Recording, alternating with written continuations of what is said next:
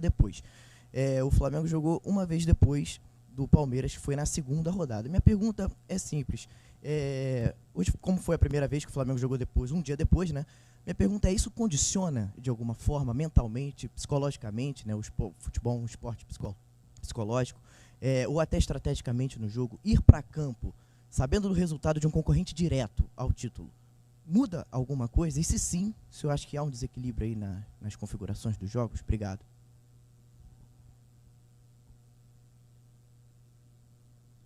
Alô.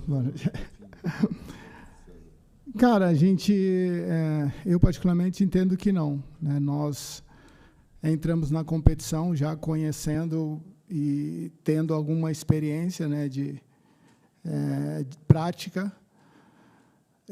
Entendemos que, sim, são concorrentes diretos momentaneamente, depende muito de nós fazermos prevalecer, né, o favoritismo, isso é muito relativo. Temos algumas experiências, dentre elas a mais recente, Botafogo, ano passado, né? Então, eu entendo que não. Lógico, se houver um bom senso para que as equipes se enfrentem com um equilíbrio de dias iguais, acho que essa equidade é algo que a gente busca, mas nós não disputamos com time A, time B ou time C. Acho que a competição ela faz com que a gente, a cada jogo, ela tenha que pontuar e fazer o seu melhor. Então, não dá para direcionar para um diretamente. Eu posso dizer, complementando o que eu posso te dizer é o seguinte: igualdade, tem que ser igual. Ou parecido, no mínimo parecido. Não pode ter muita diferença, não. Tite, Luana Trindade, aqui da Flá TV. Boa noite para vocês, parabéns pela vitória. É uma vitória que, inclusive, faz o Flamengo voltar para a liderança. Queria que vocês analisassem o jogo para a gente, um jogo que o Flamengo teve muita consistência defensiva e muito volume ofensivo também. Fez um jogo equilibrado nessas duas ações, concordo na que tu te referiste. Ele fez um primeiro tempo com um volume muito grande, talvez tenha tido no goleiro adversário o nome do jogo. Voltou no segundo tempo, os primeiros 10 minutos, o ímpeto maior do Atlético Goianiense, a gente já retomou em seguida, fez o 2-0 e esteve muito próximo de fazer o terceiro gol, então ele teve essa consistência. Eu digo assim que ela é de equilíbrio, ações ofensivas, ações defensivas, bolas paradas ofensivas e defensivas. Quando a gente equilibra essas ações, a gente seguramente está numa performance boa ou muito boa, que não foi o caso. Boa noite, Tite. Boa noite, César. Fred Gomes, do GE. Tite, queria te perguntar em relação à tua escolha pelo Matheus Cunha hoje, o que motivou, se os jogadores que foram descansados hoje, que foram poupados, eu sei que você não gosta da... Cuidar sem poupar. A gente cuida, a gente não poupa. Ninguém poupa ninguém. E volto a repetir, eu não sou nenhum... Depende do resultado para estar técnico do Flamengo. Se não tem resultado, tu acha que vai ficar como? Então, é cuidar sem poupar. O De La Cruz vinha sentindo já desde... É uma área médica, mas eu vou me permitir, desde da Copa América, os dois tendões muito fortes. A gente tentou ainda, e ele também, para ver se tínhamos a possibilidade de contá-lo no banco, para contar com todo mundo. Não tinha condições. Ele precisava, clinicamente, eu estou até antecipando a isso, né? O Luiz está balançando a cabeça, é da área médica, mas estou antecipando, ele não tinha condições nenhuma. A outra, a gente tem que ter critério e tem que ter bom senso. O Cunha é o goleiro da Copa do Brasil. Não porque eu dei, porque ele é um grande goleiro. E o ano passado, quando tínhamos 3, eu coloquei para a direção. A gente não pode ter 3 grandes goleiros. A gente tem que ter 2 e um menino emergente. O Rossi vem fazendo um grande campeonato. Mas tem ali 2 grandes goleiros. Um para a Copa. E aí, por que eu estou falando de bom senso? A gente vai jogar um jogo decisivo. o jogo anterior, um dos jogos, isso a gente já tinha conversado com a direção, um dos jogos ele ia jogar do Campeonato Brasileiro para que justamente desse a oportunidade de ritmar, de sentir o calor, a pressão, a expectativa. Ele poderia ter sido o jogo contra o Vitória, né, Bruno? A gente colocou essas possibilidades, a gente conversou, do jogo contra Cuiabá, ou esse. As coisas foram desenrolando. Esse. Por quê? Porque tem que ter bom senso. Para que possa...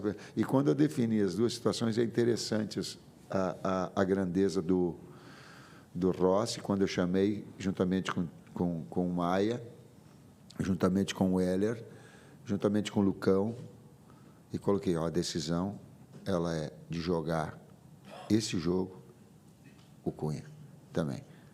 Por quê? Eu digo, está fazendo um grande campeonato, tem toda uma sequência, Rossi, e nós temos, é também importante.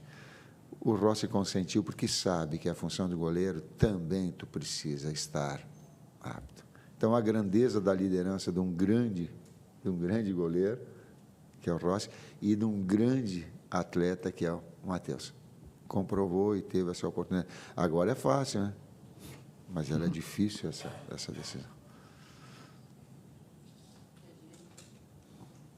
Professor Kleber, boa noite. César, desculpa. Guilherme Xavier, da Trivela. Queria falar um pouco sobre o Lohan, um jogador que despontou bastante no time titular, muito jovem, oscilou, e agora é o terceiro jogo consecutivo que ele não é relacionado. Queria que vocês explicassem um pouco mais sobre a linha de raciocínio para essa decisão e se vocês pretendem voltar a relacioná-lo num jogo como o de quarta-feira, por exemplo. Lohan joga muito. Lohan joga muito. E como um garoto também, ele vai oscilar e vai ter a possibilidade de reeducá-lo e reconduzi-lo. E esse é comigo. Eu falei com ele dentro do vestiário. Tipo, tu vai conversar comigo amanhã para conduzir essa situação. Porque ela é de evolução. Ele é de jogar na base, tal qual o Matheus Gonçalves jogou. E essa formação desses jogadores mais jovens, a gente tem essa experiência. O Kleber é muito próprio de trabalhar com garotos jovens, de ter esse feeling, esse approach. O César não, o César é o mais cascudo daí. Mas de fazer essa condução, essa maturidade, essa calma, para que possa reconduzir e retomar o melhor padrão.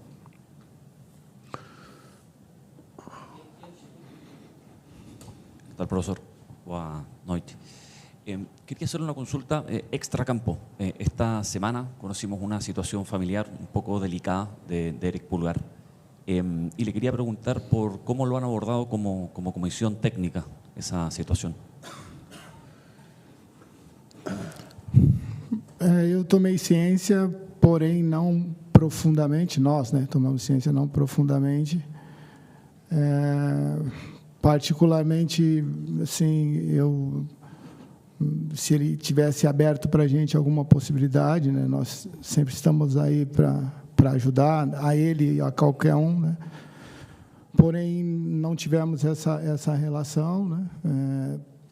Em termos de comportamento para conosco nos treinamentos, não teve nenhuma alteração.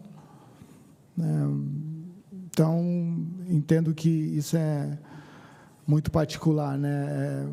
Não dá para você invadir a vida de alguém, de qualquer pessoa, por mais proximidade que tenha, por mais, né, que possa ajudar sem essa abertura, né? Eu vou invadir. Eu vou invadir. Eu vou invadir. Vou me permitir invadir. O Eric é uma grande pessoa e valoriza a sua família muito grande. E isso é digno. Isso é muito digno. Ele valoriza os seus familiares e as pessoas próximas. Conceitualmente, isso é de uma dignidade muito grande. Ele é de fazer assim, ó, vem cá, e se sentir acolhido. Ou acolhida, ou acolhidos. Próximo aqui. Boa noite, Tite. Boa noite, César. Léo José, do Coluna do Fla. Ontem, depois da derrota para o Vitória, lá em São Paulo, o Abel Ferreira admitiu que o Palmeiras passa por um mau momento, né? E eu queria saber de vocês se a comissão técnica usa a fase negativa do adversário, no caso do Palmeiras, para quarta-feira, se usa essa fase, esse momento negativo para projetar alguma coisa, algum ponto específico da preparação do Flamengo para esse jogo contra o Palmeiras na próxima quarta? Cara, nós temos que cuidar de nós, né? A gente tem diariamente aí muita coisa a ajustar, a resolver, enfim.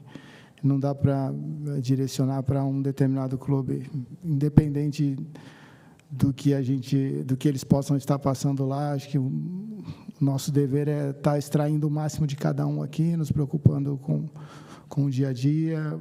Quando for enfrentar o Palmeiras, sim, ter todo o cuidado, como sempre foi aqui, um retrospecto nosso, para não só para o Palmeiras, mas para toda e qualquer equipe. Então, é nesse sentido que eu enxergo, né? A gente fazendo o nosso melhor, independente do adversário, a gente vai estar próximo aí de fazer um bom jogo, com um bom diagnóstico e, consequentemente, desse bom jogo trazer um bom resultado para a gente. Boa noite, Tite. César, Cidão Marina Litoral News. Professor, eu lembro que lá em Manaus, depois do jogo contra o Amazonas, eu te perguntei sobre o gol, né? O Matheus Cunha era o titular. Você acabou de destacar que o Matheus é o goleiro titular da Copa. Então, dá para cravar, quarta-feira ele começa o jogo contra o Palmeiras. E, se for isso, qual a importância de ter um goleiro que sofreu apenas um gol na temporada como goleiro do Flamengo? E hoje o Flamengo novamente não sofreu gols, né? Eram 7 jogos, 10 gols ao todo, sofreu gols em todos esses compromissos.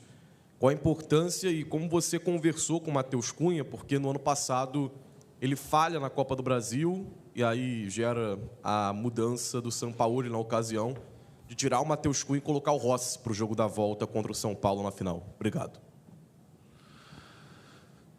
Recordes passados e são situações. Quantas vezes vocês aconteceram de errar nas atividades profissionais de vocês e reconduzir já no outro dia e tal, porque esse é um processo todo de maturidade e de evolução. Isso é perfeitamente natural. Nós estamos falando do Lohan em relação a isso. E todos nós. É um processo de vida constantemente evolutivo. A outra parte é de tomar gol. Não é o goleiro que toma gol, é uma equipe que sofre gols. Não é uma equipe, não é um centroavante que faz gol goleador, é uma equipe que constrói. A gente tem que ter essa percepção. Se não tiver essa percepção, a gente fica individualizando. E futebol definitivamente não é um esporte individual. Aliás, até esportes individuais, eles têm toda um aparato de fisioterapeuta, de fisiologia, de psicólogo, olhem as Olimpíadas e a gente tem a condição de ver. Então, é multifatorial. Quarta-feira o Matheus é titular, sim. E há uma concorrência, independentemente disso, uma concorrência para dar dos dois de performance. Ela é de qualidade, ela não é definir tu é esse, tu é aquele, tu é na Copa do Brasil, tu é os outros. É oportunidade. E é essa evolução, essa briga do sarrafo na qualificação profissional de cada um de evolução. Tite, aqui, César, boa noite. Marcos Martins, do canal da QSRN. Eu queria te perguntar, Tite, a respeito de alguns avanços ali no nosso lado esquerdo que o Atlético Goianiense realizou. Você citou a abertura do segundo tempo, né, que ocorreu um avanço ali, a defesa do Matheus Cunha no cabeceio, mas na reta final ali do primeiro tempo também ocorreram 2 avanços ali em sequência do Atlético Goianiense. E aproveitar a pergunta em relação ao setor do lado esquerdo, se o Cebolinha ele retornou bem fisicamente, no aspecto físico ali, porque em alguns momentos da partida aparenta oscilar um pouco nessa questão. Queria te perguntar a respeito dessas 2 questões. Taticamente, os avanços do adversário do nosso lado esquerdo, e o Cebolinha individualmente. Vou falar o que nós estávamos conversando dentro do vestiário, e eu falei para o Bruno e para a comissão técnica que estava toda ali, eu digo, o último campeonato brasileiro que eu disputei como técnico foi 2016. Depois acompanhei, é lógico, jogos, vindo, televisão, só que aí tu vivenciando ele, tu sentindo ele no enfrentamento é outra coisa. Por que eu estou falando isso? até 2016, eu não vi um campeonato onde a parte de baixo está tão para cima e a parte de cima, teoricamente, está tão para baixo e ele está mais achatado. Não tem nenhum jogo que eu vi de outras equipes também que dizem assim, ó, esse jogo foi com uma facilidade maior que venceu. E não vai ser. Então, Atlético Goianiense é boa equipe, muito bem dirigida. Hoje tu tem toda a qualidade em termos físicos, eles estarem sempre na plenitude. Os jogos é muito achatado, o campeonato é muito difícil, muito achatado. Bom, acho que é isso mesmo, essa igualdade, né? Esse equilíbrio na competição faz com que determinados momentos do jogo a equipe adversária, né, ela vai ter mais posse, vai criar mais oportunidades, ninguém é soberano 100% dos minutos. O importante é que nós, nesses momentos, né, a gente conseguiu controlar e já tínhamos feito um estudo sobre as forças do adversário e conseguimos neutralizá-las, né? Finalizaram, mas não se conseguiram concluir em gol. O Everton voltou bem fisicamente? Fisicamente, sim. Está no processo de retomada. Normalmente, quando o jogador fica um certo tempo, a gente precisa, é natural. É natural que ele venha buscar. Está no processo evolutivo. A última pergunta aqui. Tite, César, boa noite, parabéns pela vitória. Dois jogadores com altíssima minutagem, né, vêm sendo importantíssimos para o Flamengo, o atacante Pedro e o meia Gerson. O Pedro, inclusive, recebeu o terceiro cartão amarelo, não joga diante do São Paulo pelo Brasileiro, mas está à disposição para quarta-feira. E o Gerson, que é um fenômeno, se eu não me engano, 20 jogos seguidos pelo Flamengo, ele que passou por uma situação dificílima, que foi uma cirurgia no rim, e cuja importância extrapola a questão técnica, né? Ele que é o capitão e um dos líderes da equipe. Como é que está sendo trabalhada essa situação desses jogadores que, obviamente, devem estar sentindo essa sequência? E, no caso até do Pedro, né, com as opções do Carlinhos e do Gabriel Barbosa, que, inclusive, foram importantes mais uma vez, hoje foram utilizados, depois de terem sido muito importantes, diante do Vitória, lá em Salvador. Bom, são dois atletas que importantes para a equipe, né? Nós já fizemos essa gestão de minutos com o Pedro na última partida, hoje também. No caso do Gerson, nós estamos utilizando especificamente em dois setores, né? No jogo passado até como um primeiro meio-campista. Tudo isso respaldado pelo departamento médico, né? Todo pós-jogo nosso tem essa revisão física, clínica, para que a gente, como o Tite acabou na primeira pergunta falando sobre o De La Cruz, nenhum atleta vem para campo sem a condição e nem permanece em campo sem uma condição específica para isso. Então, o Gerson e o Pedro merecem, né, assim, um cuidado maior e a gente tem tido esse cuidado. Ok, obrigado.